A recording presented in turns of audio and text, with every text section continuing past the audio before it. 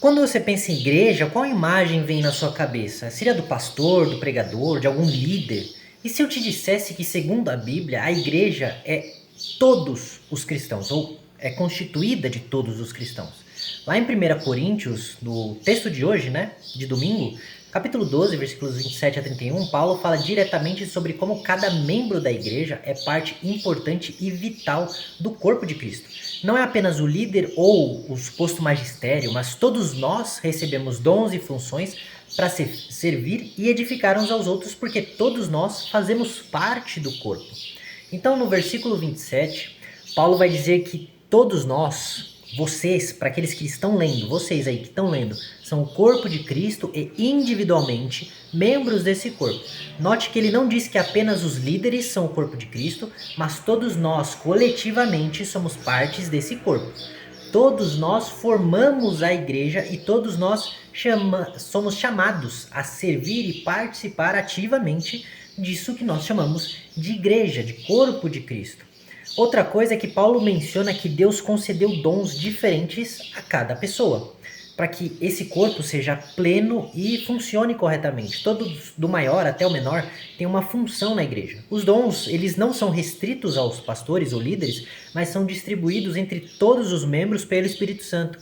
E aí ele vai falar de profetas, a mestres, dos que exercem misericórdia, até os que lideram.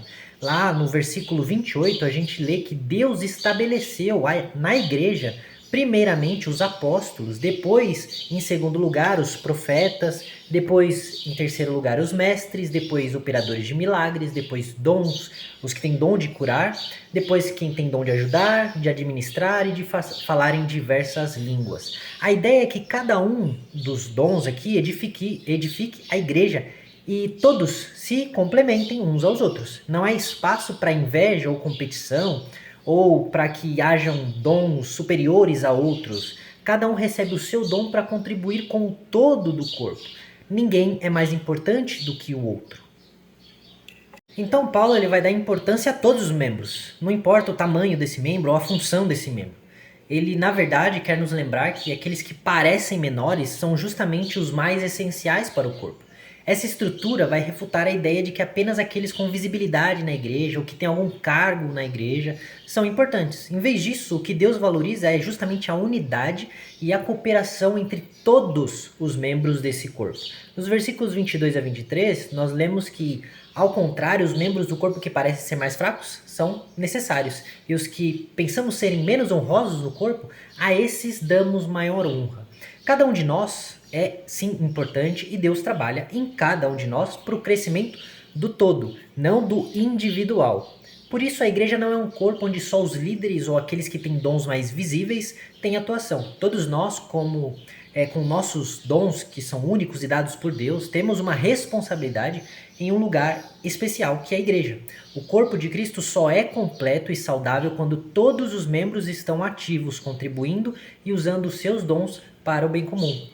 É por causa disso mesmo que Paulo usa a analogia com o corpo. Um corpo só está saudável quando ele inteiro está em pleno funcionamento. Então, qual é o seu dom? Do que você pode fazer? O que você sabe fazer? O que você pode fazer para servir o corpo e a sua igreja local? A gente precisa valorizar todos os dons, é claro, e servir juntos, lembrando que nós somos chamados a ser o corpo do maior ao menor, todos em unidade, não importa o dom que você tenha ou que você tenha recebido. Todos nós somos importantes, todos nós coletivamente formamos a igreja que é o corpo de Cristo. É como se a igreja fosse um grande prédio e você fosse um tijolinho desse prédio. Um tijolo fora do prédio não é a construção. Porém, quando ele está ali, junto com todos os outros tijolos, ele forma aquela construção e a ele também é dado o nome de igreja.